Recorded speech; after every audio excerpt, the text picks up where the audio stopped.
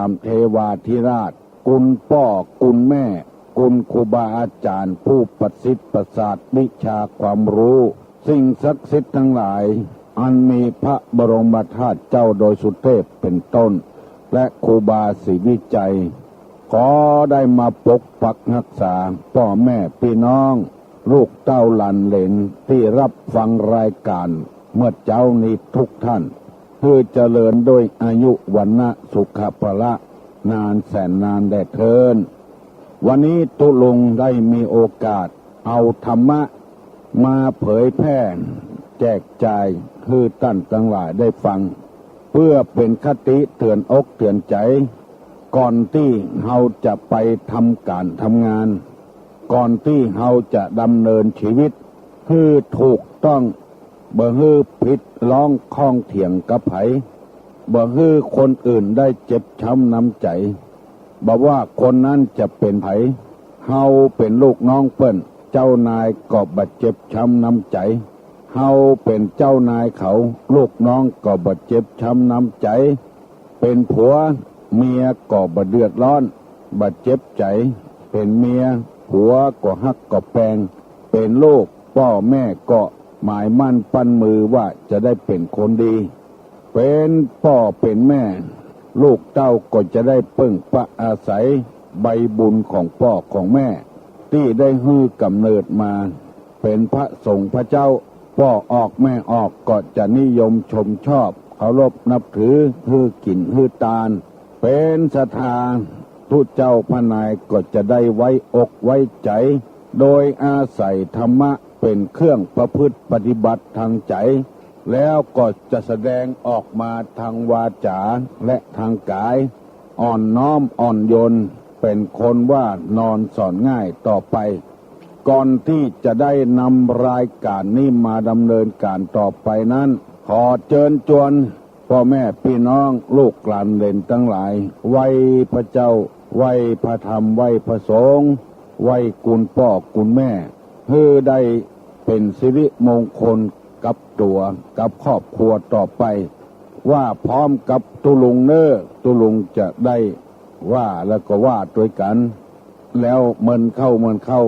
บ่ต้องมีไผสอนแล้วเฮาก็จะได้กำไว้พระเจ้าต้อยกันถึงวันมันก็จะเป็นคนเดียวมันอะระหังสัมมาสัมพุทโธ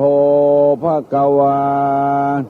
พุทธังภควันตังอภิวาเทมิกราบสวากขาโตภควตาธัมโมธัมมังนะมัสสามิกราบสุปฏิปันโนภควโตสาวกสังโฆสังฆังนะมามิกราบหันธรรมยังพุทธัสสะภควโตบุพาภคณะมะกะลังกะโลมาเสนะโมตัสสะภะคะวะโตอะระหะโต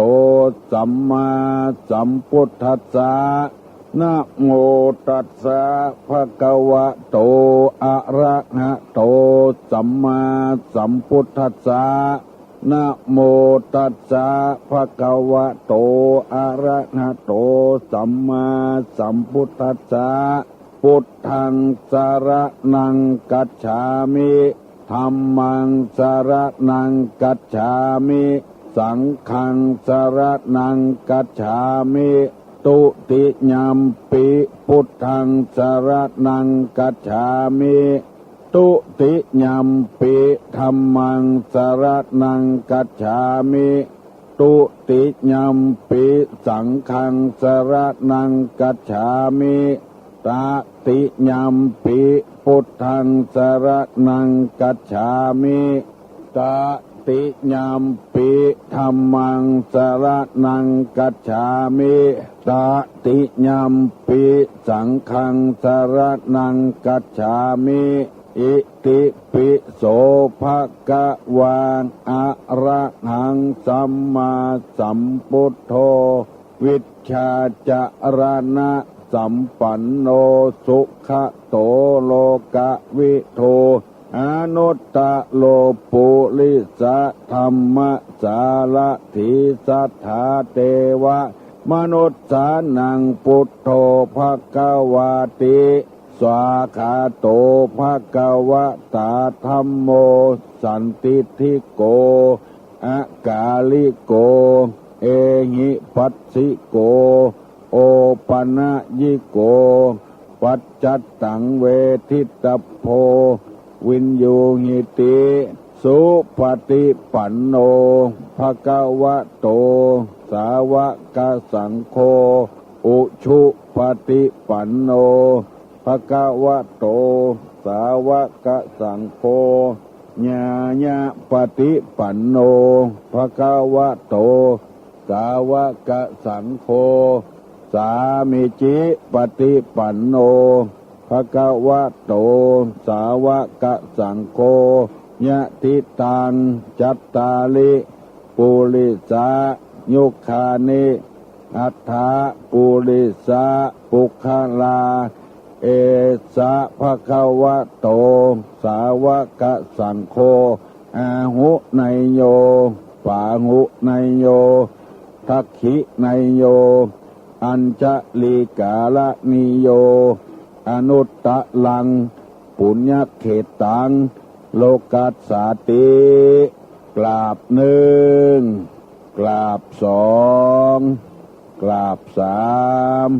ทำนองการไหว้พระเจ้านี่ตุลุงไปได้ยินลำปางเพิ่นว่าจ้ามันเข้าคนที่ไปนอนวัดนอนบาว่าตัวกูสินได้เป็นเป็นคนเดียวอย่างอิติปิโสเนี่ยอย่างอรหังเนี่ยคนว่าจ้าอรหังสัมมาสัมพุทโธภควาพุทธังภควันตังอภิวาเทมิคนว่าอิติปิโสก็เหมือนกันอิติปิโสภควาอรหังสัมมาสัมพุทโธวิชชาจารณะสัมปันโนว่าเป็นหมู่แล้วก็เป็นที่ละเมาเอาใจดีวันนี้ตุลุงจะเอาสุภาษิตกรรมเมืองเหนือเฮามาเสนอตั้นตั้งหลายฟังเนอโบราณเปิ้นว่าเว้นหมาฮือปอศอกเว้นวอกฮือปาปอวาเว้นคนปาลาฮือได้แสนโยชน์หมายความว่าอย่างไรหมามันนอนก็ดีอยู่หันก็ดีเว้นมันเห็นน้อยเฮาบ่ฮู้ใจมันจะคบกามันจะง่างเขาใส่กลางเฮาบ่ฮู้ใจมันเว้นมันเห็นน้อยแล้วคนโบราณเพิ่นยังว่าทำไม่ย่าไม่ยิงนี่หมาดำนี่นอนอยู่บ่ฮื้อกายบนหัวหมาคือเว้นตังก้นหมาบนตังบนหัวหมานี่บ่ฮื้อบ่ฮื้อกายถ้าเป็นไม่ย่าไม่ยิงนี่เพิ่นสอนกันขนาดนั้นคือปอศอกยังบ่เว้นก็สักศอกนึงมันบ่พอมีพิษมีภัยตัวใดวอกนี่คือปอวาเนี่ยเว้นไก่น้อยมือมันยาวเข่ามัดเอวมันกระเดียวมาจ้องผ้าจ้องครัวจ้องได้มันก็ครบอีวอกนี่ที่เขามัดไว้นะถ้าเขาบ่มัดแถมต้องไก่เหลือว่าก่อนเว้นคนปาลาเฮือได้แสนโยชน์ปาลานี่ปอสระอานะลาตัวนี้นี่เป็นลอลิงสระอาถ้าว่าเป็นกำไทยก็พาลาแปลว่าคนพาลเนี่ยคนพาลนี่คือคนที่เสาะหาเรื่องก็ใส่คือคนบดีที่เขาว่าพาลหาเรื่องหมู่นี้นี่คือเว้นไก่หันหัวต้งเว้นกลางต้งคือคนพาลนี่เพิ่นว่าดีกันเชียงถึงบ้านถึงเมืองมันว่าบดีเสาะหาเรื่องเข้าใส่คนเป็นผัวก็พาลหาเรื่องใส่เมียทั้งที่บ่มีอย่างสักอย่างอยู่กันดีๆแต่เสาะหาเรื่องก็ใส่กันเป็นเมียก็เสาะหาเรื่องใส่ผัวเนี่ยเวียกเนี่ยการมาดึกดึงกลางคืนนั่งเอาละเสาะหาเรื่องเขาใส่ละรู้พิษกันมีหกบ่มีหกหาเรื่องเขาใส่เอาจนมีว่าใจบางคนจนพอละเมียเพราะเมียเป็นคนพาลเพิ่นว่าบ่มีก็เลยบ่มีก็บ่มีว่าก็มีอยู่ติ๊กๆมีก็มีไว้ไปเอาเหี่ยแล้วเรื่องเนี่ยคนพาลหาเรื่อง เล่นเว้นไก่มหันต์ต่อใดดีต่ออันมันอยู่บ้านเหนือเขาไปอยู่บ้านใต้อ่ะมันอยู่ตะวันตกเขาไปอยู่ตะวันออกอ่ะคนพานหาเรื่องบัดไปต่อสาวยาวความมัน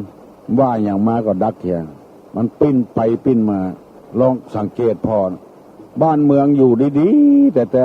พานหาเรื่องจนได้ผิดน้อยถูกน้อยหน้าที่จะอนุรักษ์อนุโลมกับกันเนี่ยบัดเดียวนี้ประเทศต่างๆที่จะมาลงทุนในประเทศไทยหงายหน้ากัน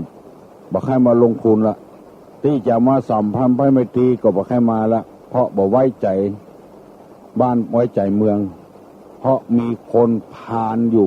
เสาะหาเรื่องกันอยู่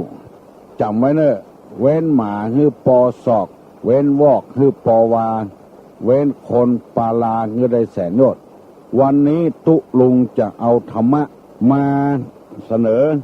ให้พี่น้องลูกหลานทั้งหลายได้ฟังอันนี้ถ้าไปฟังแล้วจะชอบอกชอบใจเพราะมันถูกต้องตามนั้นอันนี้เป็นธรรมะในทางพระพุทธศาสนาเปิ้นว่าไว้เขียนไว้ตุลุงไปอ่านเขาใส่แล้วก็เอามาเสนอให้พี่น้องทั้งหลายฟังเพื่อเขาจะได้ระวังตัวไว้ถ้ามันเป็นไปแล้วก็มันจะจ้าลงไป วันนี้เอากรรมที่ว่าโดยบอกควรให้ยืมเงินแก่บุคคล4อย่างคือ4คนนี้มันจะมาออดอ้อนจะใดก็ตามเถอะมันจะทำให้เฮาใจอ่อนใจจางก็ตามเถอะพยายามทำใจแข็งไว้ถ้าเฮามีเงินมีทองให้เขายืมนะบอกควรให้กู้ให้ยืมบุคคล4คนนี้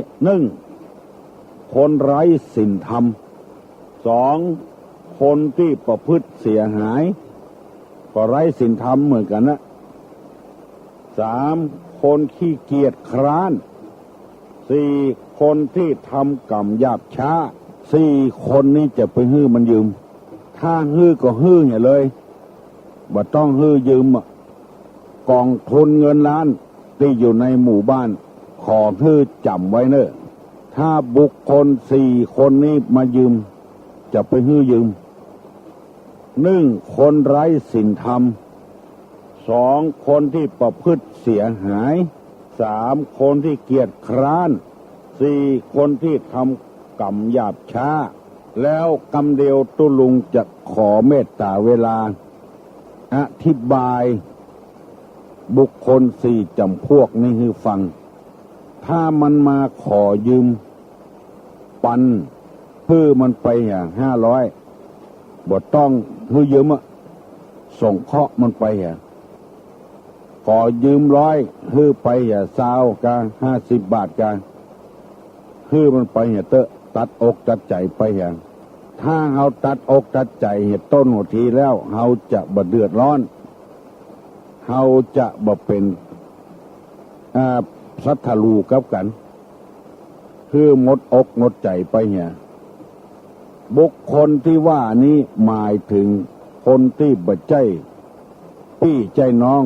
มิตรแก้วสหายคำกับเฮาบุคคลนี่มันตึงมีอยู่บ่ได้บ่หันหน้าหันตาสักเตื้อพอต้องการมาแป่งหน้าน้อยตาน้อยถ้าบ่ได้นี่ก็ตึงบ่มีที่เพิ่งพระอาศัยละลูกก็จะบ่ได้เฮียนละตัดอนาคตของลูกหมดเอามาอ้าง108,900เข้าก็บ่ได้กินเมียก็อยู่โรงพยาบาลสะปะสะปืนอ้างไปเลยเอาฮื้อมันไปอย่าไปฮื้อมันยืมถ้ายืมแล้วมันจะเป็นสัทธลูกันแล้วเฮาก็เป็นบาปในใจคนไร้ศีลธรรมนี่สังเกตพอเถอะอันยังปะหน้าปะตามันเอาหมดบ่มีมนุษยธรรมศีล5ข้อนี่บ่เหลือสักข้อเอาหมดเบียดเบียนสิ่งสารสัตว์ฆ่าสัตว์ตัดชีวิตอย่างน้อยๆก็เอาไก่ไปจนกันเนี่ยฮื้อเปิ้นเจ็บโอยถ้าไก่การมาก็เนี่ยฮื้อไก่พกคอไก่ก็มีเคยได้ยินมาแล้วหมูเนี่ยไร้ศีลไร้ธรรมด่าพ่อได้ด่าแม่ได้เล่าขวัญพี่น้องของตัวได้บ่ถูกบ่ลงกันอย่างอีกชื่อว่าคนบ่มีศีลบ่มีธรรมไร้ศีลธรรม ลูกในท้องในไส้ก็บ่พอบ่กอยบ่เข้าวัดบ่เข้าวานยังบ่พอกินเหล้าเมายาเหี่ยวไม่ย่าไม่ยิงเล่นการพนันเหี่ยวเมื่อคืนหมู่นี้ไร้ศีลธรรมหมดมีเต้าใดก็จะไปฮื้อมันยืมถ้าว่ายังมีเมตตาธรรมอยู่ก็ฮื้อมันไปอันนี้ฮ้องกันว่าคนไร้ศีลธรรมนี่จะไปฮื้อยืมสตางค์เน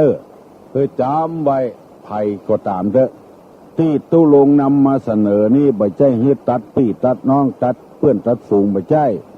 เฮาจะบ่ได้เสียใจบางทีไปวัดไปวาก็บ่ได้ไปละได้ยินข่าวว่ามันไปเฮาเป็นเจ้าหนี้แต่ไปบ่ได้เลยขี้ค้านหันเมื่อหัวทีนี่อู้เป็นอย่างเมื่อลูนมานี่อู้เป็นอย่างเตื้อจะไปปล่อยไปลามตัวกันบ่ไปละขี้ค้านหันมันยืมแล้วมันมาใช้เฮาบางทีหูข่าวเจ้าหนี้ไปเฮาก็บ่ได้ไปละเฮาเป็นลูกหนี้เปิ้นไปใช้เปิ้นการม่วนการงานก็เป็นบ่ม่วนบ่งานไปเหี่ยอันนี้คนไร้ศีลธรรมกำเดียวตู้ลุงจะนำมาถามเนอะสองคนที่ประพฤติเสียหายขายของพ่อของแม่แล้วบ่มีเงินก็ล่นไปยืมของเปิ้นอันนี้ประพฤติเสียหายมีประวัติเคยถูกคอกถูกขังเคยหนีออกจากบ้านจากจองเจ้าบ้านเจ้าจองบ่พอใจอันนี้เรียกว่าประพฤติเสียหายตั้งกายก็เสียหายตั้งปากก็เสียหายจิตใจก็ต่ำทรามอันนี้จะไปฮื้อยืมเงินเนอะยืมแล้วบ่ได้คืนนะจะอย่างใดก็ตามเด้อจะทำสัญญาอย่างใดก็ตามเด้อฟ้องมันก็บ่รู้จะฟ้องเอาอย่างเอาไปติดข้อเขียก็ทรมานเหียบ่ได้ตัดไฟเหียต้นลมเอาฮื้อมันบ่ได้ไปเหียสามคนขี้คร้านคนขี้คร้านคนขี้คร้านคือคนจังใดบอดต้องถามก็ตึงหูกันประตกประเสียงตะวันบ่เกิงฟ้ายังบ่ลุกเตื้อลาบ่ลาด่าเหี่ยวตัวเก่าเปิ้นลูกเจ้ามันลูกฝ่ายให้เหี่ยวเมื่อเจ้าขี้คร้านลูกบ่ลูกก็บ่ได้จะเหี่ยวใส่ที่นอนด่าเหี่ยวตัวเก่าเหี่ยววอกเหี่ยวจันหมาจะลูกฝ่ายเพราะบ่ได้แกล้งหาว่าเหี่ยวแกล้งมันขี้เมื่อเจ้าก็ด่าขี้ อันเนี้ยคือคนขี้คร้านเปิ้นลูกกันโปตกประเสียงในตัวยังบ่ลูกเตื้อขี้คร้านซักผ้าซักปวดแก้อยู่ในหม้อให้ได้เป็น3 วัน 4 วันละบ่ซักในฮอดเดียวถ้วยจอนอย่างก็เอาแจ้ละว่าหั่นน่ะบ่ล้างห่อเฮือนเดือนดาวอย่างสะปะสะปืนบ่เจ็ดบ่ถูบ่กวาดบ่เพี้ยวเนี่ยการก็เอาเปรียบเปิ้นบกสวนได้3 กรัม 4 กรัมก็ย่างคนอย่างอี้นี่จะไปฮื้อยืมสตางค์บ่มีโอกาสที่จะเอามาใช้เฮาละก็มีวิธีเดียวนะถ้าเมตตาผ่าลมก็เอาฮื้อไปเหียจะไปฮื้อเต็มร้อย20-30ฮื้อไปเหียถ้าว่าบ่พอก็บ่ฮื้อฮู้ว่าเฮามีเขาถึงฮู้ละเฮาจะว่าบ่มีนี่จะไปว่าบ่มีสตางค์ฮื้อยืมมีสตางค์ไว้กินไว้จ่ายนะ1คนไร้ศีลธรรม2ประพฤติเสียหาย3คนขี้ค้าน4คนที่ทำการหยาบช้าคนที่ทำการหยาบช้าคนบ่ละเอียดคนหยาบคายหยาบช้าคนเจนี้คือคนเจใดคือคนที่บ่มีวันพูกบ่มีวันฮือมีวันนี้ตอนน่ะได้กินเหียก็พอใจละอันนี้คือคนหยาบคนช้าทางดีๆนี่บ่ไปทางที่บ่ดีบ่ดักหยาบช้าสามัญเปิ้นเนี่ยการอย่างตึงหมู่ตึงมวลหยาบช้าไปโดยเปิ้นอย่างที่เคยอู้ให้ฟังเปิ้นจวนไปเที่ยวไปทางสถานที่สาธารณะไปโดยเปิ้นมีดก็บ่ไปขอบกก็บ่ไปนี่คือคนหยาบช้าแอวไปนั่งอู้คนนั้นน้อยคนนี้น้อยเปิ้นกำลังแยกการจุเปิ้นอู้การก็เลยบ่แล้วสักเตื้อขอบอกคนเทียนเนอไปช่วยกันแปลงเคลื่อนน้ำไปโดยเปิ้นบ่มีขบกวกไปวกมาเอี่ยวอู้คนนั้นน้อยคนนี้น้อยเปิ้นแยกการอยู่ไปจวนเปิ้นอู้เสียการเสียงานลักษณะนี้เปิ้นห้องคนหยาบช้าพี่น้องทั้งหลายบัดเดี๋ยวนี้เกือบ6 โมงเกินแล้วเนอ ไผ่ที่ยังบ่ลุกก็ลุกเห็นวันนี้เป็นวันเสาร์ข้าราชการบ้านเมืองที่เปิ้นกินเงินเดือนเงินดาวบ่ลุกเตื้อก็ได้เพราะว่า7 วันจะมี2 วันวันศุกร์วันเสาร์กับวันอาทิตย์คนที่หาเจ้ากินค่ำวันนี้กินมันพุกก็มีความจำเป็นลุกลุกเนี่ยเวียกเนี่ยการทำงานตุลุงจะเอิ้นถึงวันนี้ถ้าไปหูกรรมก็จะดีจะได้ฝึกฝนเป็นคนลุกเจ้ามาดีลูกขวายโทรศัพท์มาแล้วขอรับสกรรมฮัลโหลอันนี้ไม่แก้วค่ะคุณลุงเจ้าอันนี้ไม่แก้วนะไม่แก้วเจ้าตั้นติดใส่ทุกท่านทุกลุงว่าตะวันนั่นนะทุกขาลูกประวัติกันติดเก้าของนั่นนะพระเจ้าใครให้ทุกเล่าประวัติเล่าประวัติเก้าของเจ้าแต่พระเจ้าก็พอหูอาจจะละเอียดเจ้าอันทุกลุงนะที่ว่านางน่ะมันหัว7 คนที่ว่าใบหน้าเหมือนกันนั่นน่ะแล้วก็ลุงเล่ารายละเอียดฟังของซ้ำแต่พระเจ้าหูแต่จะละเอียดเนาะแล้วก็ข้อที่2ขอถัดก็ค่ะผีอยู่ก็ผีคนอยู่ก็คนขอตุลุงเข้าซ้ำเนาะตุลุงหูคงจะหูเนาะหูก็ว่าผีอยู่ก็ผีคนก็อันนี้ก็บอกปองหูอะไรเลยผีก็ผีคนก็คนนี่นะตุลุงคงจะหูกาถ้าว่างแล้วเนาะจะออกเนาะเจ้าแล้วก็อันขอเข้าประวัติน่ะติดเข้ากองนั่นนะเข้ากองจับผีอยู่ปอผีคนอยู่ปอคนเนาะเจ้าพระเจ้ากระป๋อจะหู้แล้วเป็นนาง7 คนแล้วมีก็เหมือนนะเจ้าตะกี้นี้เจ้าวัสดีเนอะเจ้าที่เล่ามานี้เพื่อให้คนเขาได้เตรียมตัวกำเดียวตุลุงจะถามว่าไผ่จำได้พ่องที่มีเงินแล้วจะไปให้คนอื่นกู้บ่ให้กู้ก็บ่ดีแล้วคนที่กล้าเงินก็นักแกอยู่120 บาทมีคนมาเล่าให้ฟังคนต่างประเทศเอาเงินมาให้คนต่างบ้านกู้100เสียดอกเบี้ย50 บาทก็มันก็น่าเอาเหมือนกันนะแต่ว่ามันเอานักลงไปมันไม่ใช่เสียกำเดียวยืมเงิน100มาเก็บวัน10 บาทเก็บอยู่20 วัน10 บาท10 บาทเงิน100เก็บวัน10 บาท10 บาทเก็บอยู่20 วันถ้า10 วันมันก็ได้ตื่นคืนละ20 วันมันได้กำไร50%ได้กำไรเต้าตัวมันได้20 วันได้100 200ถึงเงินตื่นมันแล้วคนที่บ่เข้าใจก็เอาว่าอันเนี้ยฮือระวังไว้มันกินน้อยแต่มันกินนักมันไม่ใช่50%มัน100%กันเคยมีแล้วจนพอล่ำพอรวยลุกจากเมืองนอกมาซื้อตึกซื้อรามอยู่ที่ในกรุงเทพแต่ก่อนนี้ตุลุงไปเรียนหนังสือมันขายหนังสือพิมพ์เดลินิวมันก็บ่ถูกไทยรัฐมันก็บ่ถูกเดลินีไทยลามาซื้อเขาก็ว่าโอ้ลูกเมืองนอกเมืองนามาขายหนังสือพิมพ์มันไปปอใจปอสอจะได้เขาเล่าให้ตูฟังว่าโอ้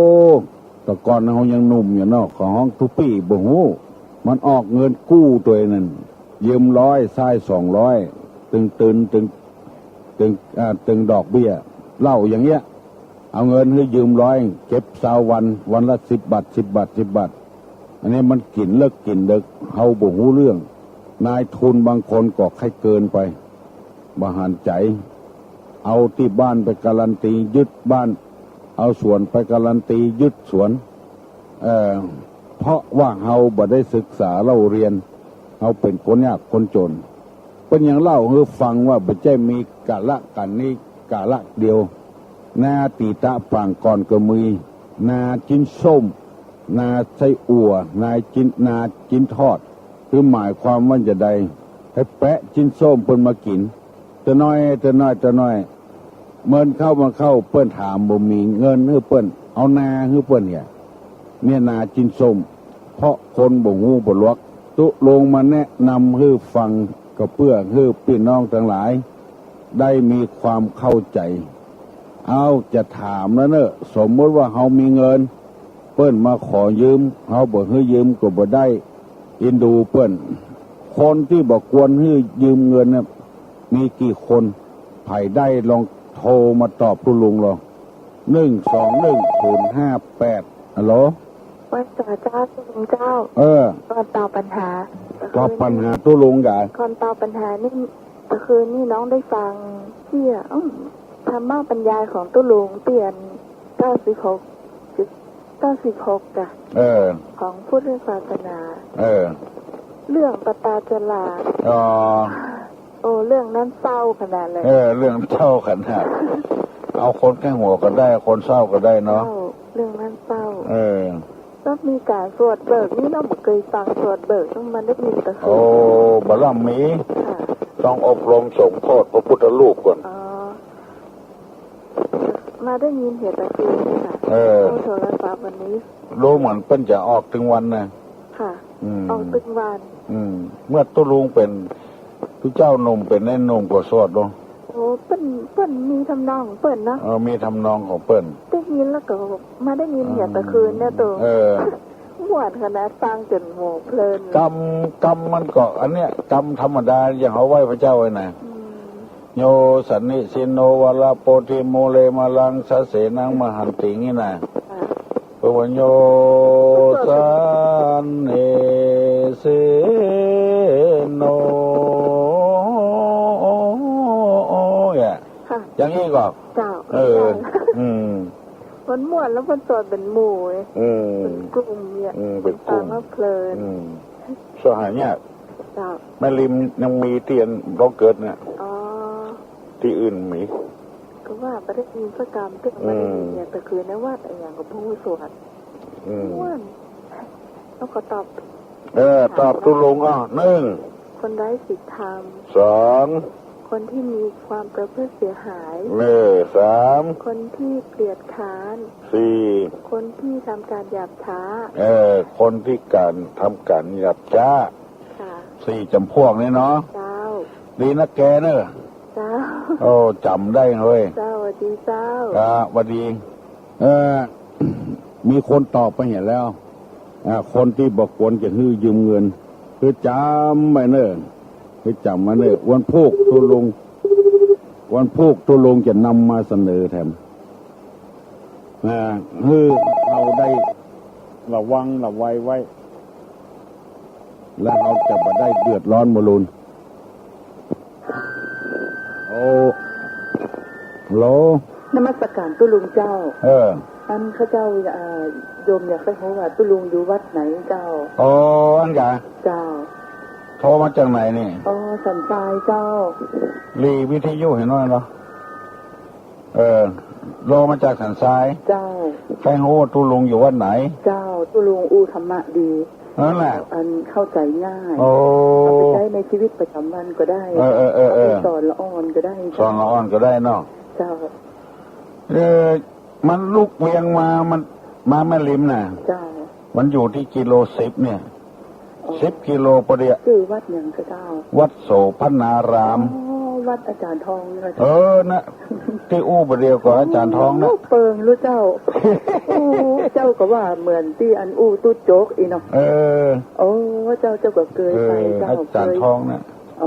เจ้าเอาเจ้าก็ฟังเจ้าฟังบ่อยก่อนฟังบ่อยเจ้ามาเจ้านี่เจ้าจะฟังตึงว่านเจ้าไปตั้งแต่ตี 4 ตี 3มาแล้วเจ้าดีละเจ้าตรวจมาที่เจ้าก็ได้ยินเปิ้นอู้เรื่องอันปัตตลานะเจ้าปัตตาจลาปัตตาจลาเจ้าม่วนนะเจ้าแต่คือนี่แหละตะกี้นี่เจ้ามาเจ้านี่เจ้ามาเปิ้นเอาออกตั้งวัดเจ็ดลินก็ว่าเปิ้นเอาออกเนาะเจ้าในสถานีวิทยุเนี่ยเจ้าอันเอาออกเจ้าก็ได้ฟังแล้วก็ได้ฟังที่เจ้าเปิ้นเทศเขาฟังเจ้าของตุลุงเนี่ยปัตตาจลาน่ะเจ้าเขาอินดูมันเนาะแม่นแล้วเจ้าตุกยากลำบากคนเฮาถ้ามันแบบมีตุกมันแบบเข้าได้เจ้าโอ้โหเรื่องมันแก้ความทุกข์ได้หรอเจ้าไปหาไผก็ไล่ซ้ำเติมเปิ้นไปหาพระพุทธเจ้าไปซ้อ เม็ดผักกาดมาไว้เองเนาะจะเอาลูกเอาผัวคืนมาเฮ้ไปเมินเข้ามาก่อนลืมผัวลืมลูกไปเหี่ยวเมาหาเม็ดผักกาดเนาะ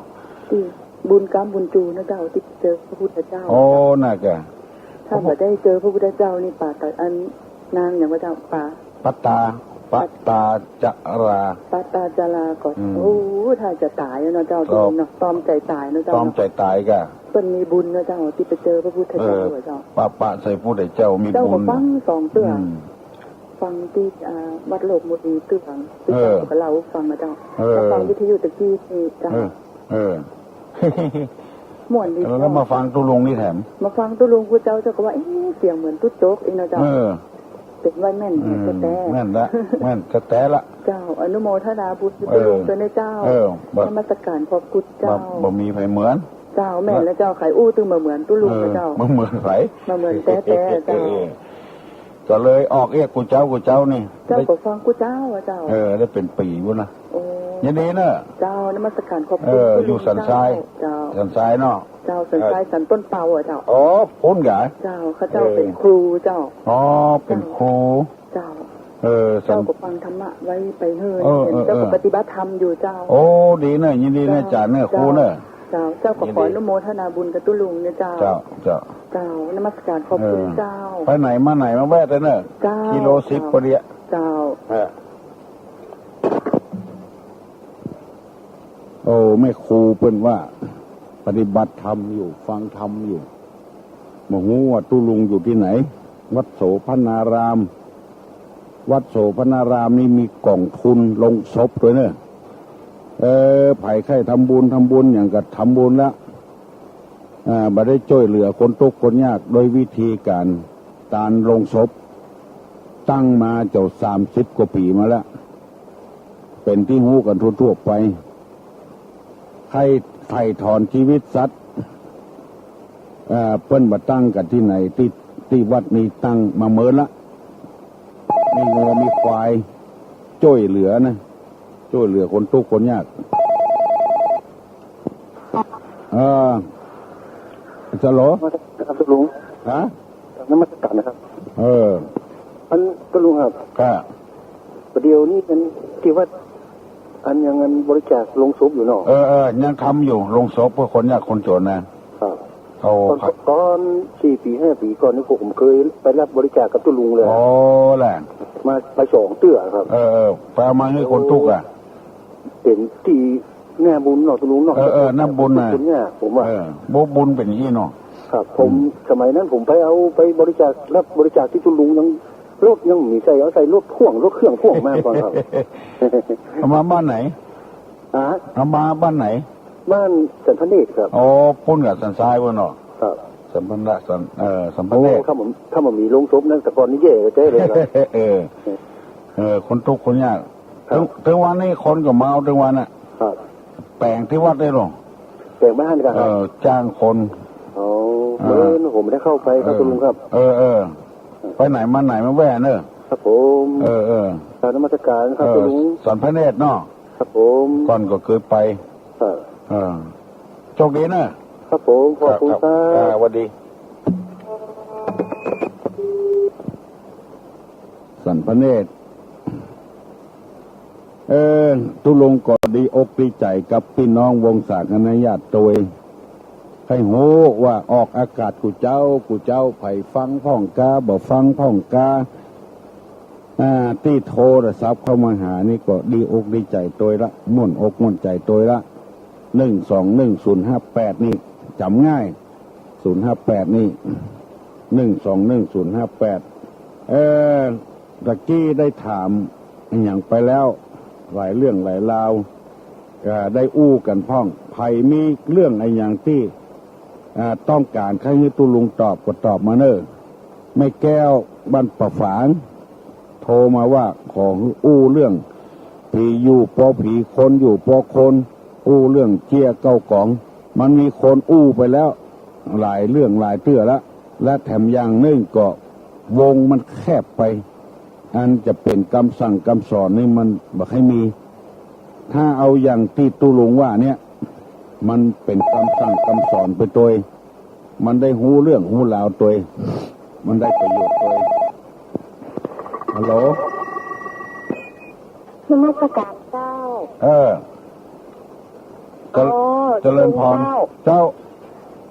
ก็นี่จะไปหาตุลุงหุตีละฟังคุณเจ้าอ่ะเจ้าโอ้ดีใจตุลุงเจ้าฟังว่าเมื่อเป็นละอ่อนนะเจ้าเจ้าน่าแบบมีโอกาสนะเจ้าฟังตุลุงเจ้านี่มีโอกาสเลยโทรมาหาตุลุงเนี่ยเจ้าอยู่ที่ไหนอ่ะเจ้ากับเจ้าเมื่อเดือนนี้จะปิดไปอยู่บ้านแล้วเจ้ามาเฝ้าหอเปิ่นเนี่ยเจ้าบ้านอยู่ไหนบ้านเจ้าแต่อยู่สันทรายตรงเขาตอกอะเจ้าตรงเขาตอกมั้งกะเจ้าละพัดถากจากลูกจากผัวเจ้าลูกกะมาเฝ้าหอเปิ่นนะมีความลำบากใจอะเจ้าอยากไปปรึกษาตุลุงในวัดคุณได้ก็เจ้าได้กันเนาะเจ้าจะไปสักวันแล้วเอาปีไปส่งเจ้าจะไปสักวันเอาปีไปส่งแล้วเจ้าหู้ข่าวว่าอันเปิ่นบริจาคอันลงศพเจ้าลงศพโดยเจ้าแค่ทำบุญเนาะมีน้อยกับเป็นทำไป3น้อยอ่ะเจ้า3น้อยกันเจ้าแล้วเจ้าอย่าไปหาตุลุงแล้วเจ้ามีผ้ามีครัวที่เก่าแล้วบัดใจแล้วก็ซักแล้วก็ใส่กล่องมาตุลุงทับหมดอะเจ้าหนังสือหนังหาเก่าแก่อย่างนะเจ้าที่บัดใจแล้วมันจะเป็นภัยอันตรายก็เอามาให้ตุลุงเจ้าส่งไปพุ่นอะตั้งห้อยตั้งดอยพุ่นอะเจ้าก็ไปอยู่บนดอยพวกเจ้าลูกจากนี่จะไปอยู่บนดอยอีนะเจ้าบอกไปตรงเขาตอกละบอกไปแล้วเจ้ามันเดี๋ยวจะไปปรึกษาตุลุงอยู่เจ้าโอ้ชีวิตเขาเจ้าลำบากขนาดแล้วฟังตุลุงเนี่ยค่ะเจ้าบางเป็นสินใจเนาะแล้วก็ทำดีมาตลอดตอนสุดท้ายเนี่ยชีวิตเจ้าเหมือนพระเวสสันดรน่ะโอ้ถ้านี่ไปจะให้ตุลุงเอาเป็นละครเป็นนิยายอู้ไปเลยชีวิตของเจ้านะเจ้าดีละถ้ามาวันใดถ้าจะมาวันใดก็โทรมาบอกเลยก่อนเจ้าจดเบอร์โทรตุลุงไว้แล้วเจ้าบางวันก็ได้อยู่บางวันก็ไม่ได้อยู่จดไว้ละเจ้าจดไว้ละนี่มันในนี่โน่ในห้องส่งโน่จะแล้วเบอร์โทรนั่นอย่างหัวก็121นะแล้วก็มันเป็น222121 222เนาะเจ้าที่อยู่ตุลุงนะเจ้าเดี๋ยวเจ้าจดทำกรรมก่อนไปแน่แล้วมันผูกเมื่อกี่วันเนี่ยเจ้าจะไปวันผูกมาเจอวันผูกอีนะกี่วันเนี่ยมันไม่ได้อยู่3วันน่ะวันจันทร์วันพุธวันศุกร์เจ้าเพื่อไปหงยาตรง3วันเนี่ยจันทร์พุธศุกร์เนี่ยเจ้า121 222ต้องฝ่ายนี่มี2ตัวก็3ตัว3ตัวเจ้า222เจ้า053นั่นน่ะเจ้าขอบคุณเจ้าขอบคุณเจ้าสวัสดีมาสการสวัสดีเจ้าสวัสดีมีปัญหาชีวิตเกิดขึ้นมาถ้าว่างก็มาปรึกษาหารือกับตุลุงได้สบายฮัลโหลนมัสการตุลุงครับผมนมัสการครับตุลุงมีเรื่องถูกโป๊กถูกใจพี่น้องแท้ๆทั้งหลายนะครับเอาไปฟังเทศวัดตามว่าทุเจ้าตกที่เพิ่นเทศดีๆดังๆนั่นเทศแถมม่วนแถมถูกแต่มันไม่ได้ถามเตื้อห้องใจแต่ไปบ้านจบบ้านชากไปงานไปแก่จะถามเนื้อก็เพิ่นจบรวดปอนเหี้ยอย่างนอมาได้ถามสักคำถามห้องใจอันนี้ตุลุงนี่เปิดโอกาสให้ซักถามห้องใจน่ากะเดี๋ยววันดีคนใดทำอย่างใดนี่อย่างใดมันกระแทมาคล้องใจตุลุงตอบจะถูกต้องจัดรายการนี้ผมว่าเยี่ยมเลยครับของที่เจ้าต่างหลายที่เทศดังๆดีๆท่านเจ้าคุณท่านอย่างที่เพิ่งเคยมาเทศบ้านจบมาจากไหนขอ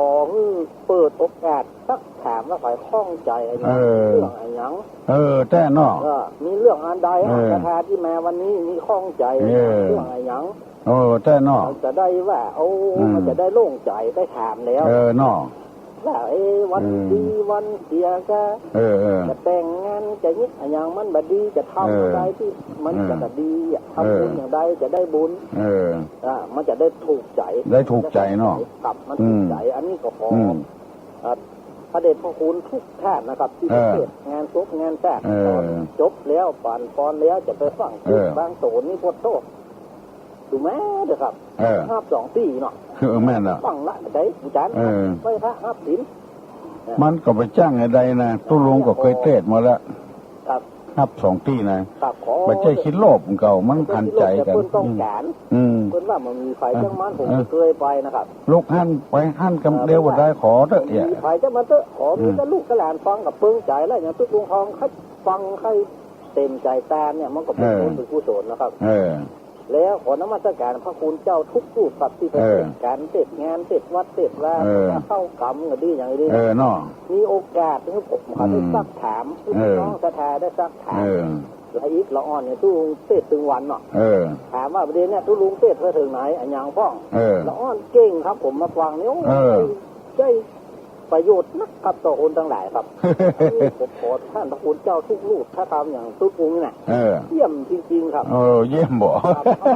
เข้าใจคล่องใจนะเขาถามได้อันนี้คล่องใจเพื่อลูกไปเห็นแล้ว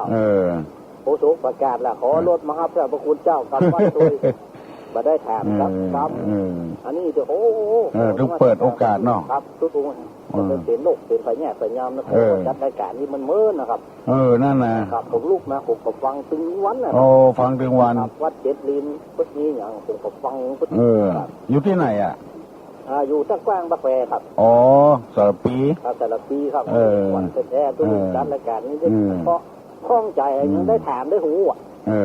เสื้อข้องใจให้ถามมันบอกขึ้นไฟเหี้ยอย่างเสียนะครับครับนะครับผมครับอันโบผ่านพุทธอหรอกกะกอกออกซ้อนกันแหนถ้าบอกสองแควมีไตตะกว้างแต่ละคนก็มีปัญหาบ่เหมือนกันคนอย่างถามมาเถอะตุลุงอันใดที่ตุลุงหูตุลุงก็จะตอบอันใดที่บ่หูนี่ไปเกกันตอบบ่ได้เนอะไม่ใช่หูปะตกปะเสียงนะฮัลโหลกราบนมัสการท่านพระคุณเจ้าตัวลุงกับเจ้าตัวลุงกำลังอ่ะเจ้าอยู่สันทรายแต่ฟังตัวลุงเมื่อเจ้าเกือบเป็นวันน่ะเมื่อก่อนน่าจะเห็นตุลุงเทศม้วนน่ะตุลุงแบบสบายเป็นเมินเนาะถ้าไปฟังตุลุงวัดอย่างก็เจ้าตอนนั้นตุลุงไปเทศสัญจรน่ะเจ้าเขาจะได้กันว่าตุลุงแบบสบาย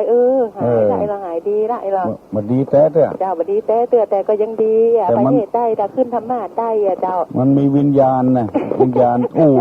ได้ขึ้นเทศแล้วตุลุงก็เหมือนเก่านั่นเนาะเหมือนเก่านะเจ้าเมื่อคืนนี้ไผ่ตุลุงกับเจ้าเทศตุโจกับเจ้าเปิ้นเอาถ่ายทอดกันเจ้าถ่ายทอดเจ้าตุลุงเวลาเทศแล้วเสียงตุลุงอย่างเก่าเลยเนาะมันใช่เสียงเก่าอันที่นั่นก็เปิ้นเทปอย่างเปิ้นเอาเทปไปออกเสียงเก่านะเจ้าเมื่อคืนนี้นะเจ้าเสียงใหม่ฟังว่ามันตุลุงหนีเนาะเนี่ยตุลุงเจ้าแล้วไปถามตุลุงสักคำตุลุงคือคำตอบเจ้าได้กับเจ้าได้อ่ะถามมาเถอะท่านเจ้านะเมื่อคืนนะทำวัดเมื่อคืนกูคืนน่ะทำวัดกูคืนทำวัดตัวแล้วเจ้าก่อนมาเจ้าไม่ได้ทำวัดเจ้าถ้าใกล้วันเกิดเนาะวันเกิดเจ้าป้าจะลืมไปน่าจะไปวัดตุลุงเจ้าไปทำบุญไปในวิธีต่างอย่างเงี้ยเนาะน่าจะไปทำหลวงศพเคยไปครั้งหนึ่งละวัดตุลุงอ่ะเคยมาเจ้าไปเจ้าวัดสุภารามนะเจ้าอันถ้าใกล้วันเกิดเจ้าเนี่ยเจ้าจะเอาดอกไม้ถูกเทียนนั่งหน้าพระเจ้าเอาผ้าขาวมาปูหนุ่มสลาเรียบร้อยนะเจิญเนี่ยสิ่งสำคัญต่อแม่เฮาพระพุทธพระธรรมพระสงฆ์เนี่ยปุจาเนาะแล้วเจ้าก็ท่องเนี่ยท่องเป็นอุตสาหะอย่างก็ว่าจะไปโยโสอรหังเงี้ยนะกำขึ้นต้นเนี่ยเนาะนมัสการนะเจ้ากำมัสการมาราธนาใจอย่างนั้นเจ้าทับศีลกำมัสตัวเจ้าก็กำมัสหลายฉบับก็เถอะดีละเสร็จแล้วเจ้าจะท่องไปแล้วเจ้าจะท่องพระกันไตรปิฎกอ่ะดีกะเป็นจะได้ท่องเจ้าพระกันไตรเนี่ยไตรปิฎกนี่ยอดเยี่ยมเลย50 วันอ่ะพระเจ้าอายุ50 ปีนี้เนาะ50 วันที่เจ้าอยู่หน้าพระเจ้านะวันไข้ไหวแล้วดอกก็หินแล้วเนาะนั่นเดี๋ยวนี้เจ้าจะมาอยู่ที่นอนแล้วก็ทำวัดทำวัดพระเจ้ากับจะท่องชิ้นละบัญชรท่องพระไตรท่องโดยแบบมีดอกอีได้ก็เจ้าได้กะต้นว่าพระกันไตรนี่มันเป็นสิ่งสำคัญต้องมีดอกนี่แหละเป็นยังแล้ว 3 เดือนนี้ว่าเจริญเจ้าเป็นซองหนังสือคือเจ้าหนังสือของวัดดอยสุเทพเป็นหนังสือเพราะว่ากรรมฐานบ้านเจ้ากับของหนังสือก็เหมือนกันเจ้าฟังกรรมฐานของเปิ้ลมันแรงมันเหมือนที่บ้านเจ้านะเปิ้ลกระทรงคือเนาะถ้าเปิ้ลมีวันน่ะตุลุงเจ้าแต่ว่าวัน4 ค่ำ 5 ค่ำเฮือท่องตามหนังสือเมื่อคืนนี้ลองไปคืนแรกละ4 ค่ำมีทำอันอย่างเจ้ากสินจำขยุ่งเหมือนกันนะอายุ50นี่กลัวจะท่องได้ตุลุงยังกินจี้นี่ได้เป็นเดือนเลยที่เราตอนนี้นะมูนี่เจ้าท่องได้ละที่ในบรรจรเนี่ยได้โดยที่หลายปีมาแล้วเจ้าเป็นไทยเป็นเมืองเจ้าเป็นเมืองเนี่ยกับเจ้าแล้วก็สนากระต่ายเลยแล้วท่องกำแปะตัวท่องกำแปะตัวเจ้าทำมาเจ้ากระท่องกำแปะตัวเจ้าเก่งแต่ตุลุงก่อนเมื่อคืนมันรับมันนอนตุลุงเจ้าตี 1 ตี 2เมื่อเจ้าก็ฟังตุลุงแหมฟัง96ฟัง95ฟัง100ฟังอันนั้นบ่นสาระนักฟังอยู่คนเดียวจะเป็นผีบ้าธรรมะเหมือนกันนะเปิดเป็นก็ฟังตุลุงตอบปัญหาติ้งละอ่อนเนี่ยน้องเมย์น้องอะไรอย่างเนี่ยวันนี้ก็ใจได้ว่าเฮาจะเนี่ยคิดก็หาท่องอะไรอย่างสปะสเปดน่าไปอย่าก้าไปเป็นอย่างท่องจะได้ดีอันน่ะชั่วโมงไป2 ชั่วโมงเนี่ยดีกันมันทำให้ใจสงบสักวันเจ้าจะไปวัดตุลุงนะเจ้าไปเถอะถ้าเจ้าไปเจ้าจะโทรไปก่อนเจ้าใครปาตุลุงใครไปปฏิจะใครไปปาตุลุงเนี่ยอย่างใครไปกราบเอาบุญกุศลเอาบุญไปกับไผ่ก็ถึงมากันลูกอันหอมโฮงสดนี่หอมตัวใดก็ได้มันก็ตัวใดก็ได้3 บาท 4 บาท 5 บาท 10 บาทเจ้าจะไปทำบุญหลายคนปล่อยซัดเนี่ยเจ้าหลายคนมาเปาะกันเจ้าเจ้าจะไปถ้าจะไปเจ้าจะโทรไปก่อนเพราะว่าไปปาตุลุงเจ้าเอาอย่างพระถวายเนาะตามใจได้ว่าตุลุงมีตู้เจ้ากี่คนหาถูกไหมตู้เจ้าบัดเดียวนี้เหลืออยู่20องค์ถ้าจะไปมันแรงเอาน้ำเต้าหู้ไปอีได้มันก็เจ้าน้ำเต้าหู้ตามใจได้จะได้นะก็เจ้าบ่คิดตีนบ่คิดอย่างเนาะไปสัก5 โมงอย่างนี้นะเจ้า5 โมง6 โมงเนี่ยเพราะว่าเป็นขายยามนี้เจ้าเจ้าได้กันเจ้าเอากระน้ำมาเนอะเอาไปปลาต้องโกบ่เท่ามาเนอะเจ้าต้นนี้เครื่องมันโตยแล้วตู้ลุงเครื่องมันมีลูกเลยลูกอย่างเม็ดป่วยอันนั้นเอากระน้ำเจ้าของเกี้ยวนี่ใบแล้วบ่ได้ละใบไปพุทธพุทธสันคนเอามาถวายนะกันบ่ได้บุญอ่ะคนถวายเอากระน้ำอย่างเดียวน้ำอย่างเดียวถ้าไปเมื่อไงก็ไปพวมเพนอีเนาะพวมเพนไปพวมเพนไปพวมเพนนี่ก็ได้เจ้าวันนี้มีใจโทรมาหาสักคำแล้วมันท่องนี่มันคิดวิธีกับปัจจัยถูกปัจจัยเตียนเนี่ยมันบ่ค่อยไหวแล้วเนาะเป็นยังใจก็ต้องเตียนมันเรียกว่าอามิสบูชาบูชาด้วยสิ่งของเจ้าก็ถามนะเจ้าโทรไปวัดเกตลินห้องเมื่อก่อนจะไปวัดโมโมรีเจ้าก็เคยไปไปเถอะวัดเจ้าคุณโดยสุเทพเลยเพิ่นลงมาสร้างเจ้าประเดี๋ยวนี้จะสร้างในวัดอ่ะอยู่คนเดียวตุลุงพ่อแม่เสียมดอยู่กับหมา2 ตัวเจ้าบอกว่าที่ทิศตุลุงเหมือนสบายตัวเจ้าแบบสบายตั้งนี่ว่ามันมีไผอยู่คนเดียวถึงหมาบ้านก็กว้างเห็นหรอเนี่ยพวกแบบนี้ธรรมะนี่นะตุลุงหลายปีตั้งแม่ตายมาเมื่ออายุ20 ปลายเจ้าพระวัดอายุ20 ปลายเจ้าตายเด้อตายแต่ก็มีธรรมแน่นอนถ้ามีธรรมะนี่ตายจริงวันนี้เพลงยุดมัดเหลือธรรมะนี่ของยังกินที่ยังสปะของแล้วก็พอกำแปะด้วยแล้วก็พออันกำเนี่ยตำนานทำตำนาน12 ตำนานอย่างเงี้ยสปะเจ้ามงคลเนี่ยผ้าหุงทองกู้คืนคือเทวดาทองกู้คืนจะจำได้เกือบหมดละพระหงส์นี่พุทธเจ้าชนะมารเนาะเจ้าแปดคาถานั่นนะเจ้านะทองตุลุงชนะองคุริมานชนะนางจินจามานวิกาเจ้าท่องระใดดีตอนที่ว่าไปที่ตุลุงที่เปิ้นตะกี้ที่ว่าลูกแกตายไปสอบไปประกาศจะฟังมันน่าประเตือแล้วนั่นน่ะท่านเจ้านี่มีซีดีนักวันนั้นตู้เจ้าที่หอยให้ลูกกระสงคือเหรออันไหนได้มาเอามาแล้วตุลุงวัดนี่มีตุหนุ่มอายุ20 ปลายจะจ้างเอานางเจ้าอ่ะซีดีอ่ะพระปะเป็นพลิกฝ่ามืออ้อนอาหารของอย่าง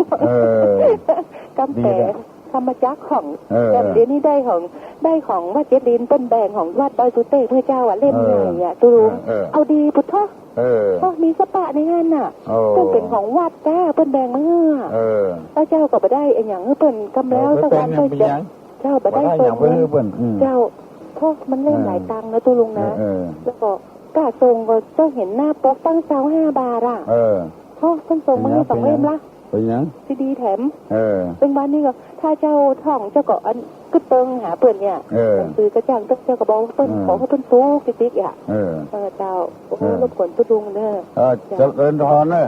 เจ้าสักวันที่จะไปวัดตุลุงนะเจ้าสักวันตุลุงคือปานประกรรมละขอให้อยู่ดีมีขอให้อยู่ดีมีสุขอายุมั่นขวัญยืนให้มาก้าขึ้นมีโชคมีลาภบ้านปลาไผ่อีนั่นพ้นจากทุกโศกโรคภัยไข้เจ็บเด้ออายุวันโนสุขังพลังเจ้าสวัสดีครับตุลุงเจ้าโอ้แต่ละรายนี่มีปัญหาของไผ่ของมันไม่ออกคนนี้ก็เก่งอยู่บ้านประไพ7 โมงไปเห็นแล้วเว้ยว่าได้ถามปัญหาก้อมย่อยสักคำฮัลโหลลุงเจ้าลุงก็จะอีทนะเจ้าลุงก็จะอีทนะแกนะเจ้ามาอีทรอข้าวม้วนเว้ยเรื่องนี้นะมันเป็นเรื่องทั้งคิดทั้งใจเนาะขอให้ญาติโยมเวลาเรื่องนั่นเจ็บขอพูดประมาณ2 นาทีก็พอแล้วเจ้ามันได้เว้ยมันได้หลังไมค์กับหลวงทุกลุงก็ได้เจ้าต่างคนต่างก็มีปัญหาละอ่อนจะได้ใช้ความสามารถใครว่าเจ้ามันว่าบ่ได้ต้องลงไปคนตามใจได้เจ้าแต่เจ้าเขาบอกไม่ได้โยมโง่นะเจ้าแต่มันไปก็ม่วนไปทีๆแกมันเป็นชอบฟังเหมือนกันนะเจ้าฟอกชอบทำฟังเหมือนกันเจ้าสวัสดีเจ้าแต่ละกรรมนี่หูเรื่องเนาะเจ้าเข้าใจปัญหาเปิ้นทุกคนนะเจริญพรเนอะไปก็ม่วนไปให้พี่น้องทั้งหลายประเดี๋ยวนี้7 โมงไปเห็นแล้วแต่ละคนก็มีเรื่องมีราวชอบในธรรมะธรรมโมตุลุงเปิดใจเปิดโอกาสให้คนได้หู้ได้ฟังโดยหมูยังจะได้ละเวลามันถึงละเขาจะได้ฟังรายการถ่ายทอดจากสถานีวิทยุต่อไปเอาใจกันให้กับน้องฮัลโหลว่าน้ำมันก็แถมทุกปั๊บอันนี้ผมแค่ถามทุกลุงว่าอันวันนี้มันเป็นเทปตันโลกเทปตุ๊ดโจ๊กที่มีไข่อยู่ครับมันมีที่ห้องหนังที่พระเนตรมันนะครับมันได้ต่ำกัดเทปกัดอันนี้อันนี้ก็มีอยู่นอกที่ว่าชุดใหม่นั่นนะครับหมูเนอร์มีหมีหมูเนอร์ครับคืออย่างอี้นะตู้ลุงบอกใครยุ่งไอ้เนาะครับคือเปิ้นอัดแล้วก็เพื่อเอาไปขายในร้านเหี่ยวัดนี้ถึงมีสักอย่างครับคือมันของนี่มันเป็นผลประโยชน์มันเกี่ยวกับเงินกับทองหัวมันจะยุ่งมาลูเป็นอาร์ตไปนอกนอกเปิ้นอาร์ตไว้แล้วเพื่อไปขายเปิ้นคนเดียวครับเลยว่ามีที่ว่าเป็นผมชอบฟังขนาดเข้าวันนี้ผมอยู่ลีไปนะครับโทรจากลีไปไหนโอ้โหลีพุ่นครับชัดเจนมากเลยครับบ้านยังอยู่ไอ้ม่วงสามปีครับม่วง3 ปีพุ่นครับอยู่ลีพุ่นนะครับลีปูนให้ครับเมื่อก่อนกับเมื่อผมลุ่มๆก่อนตู้ลุงเหมือนว่าแม่ขอโทษครับแม่เทศที่เปี้ยนทำบุญอุโบสถนี่เตี้ยงครับม่วง3 ปีนะครับไปกันไปเที่ยวเนาะไปตำลีตำเถินไปครับมาเดี๋ยวนี้ไปไม่ได้ละแก่ละครับเอาละครับเต้ละครับครับ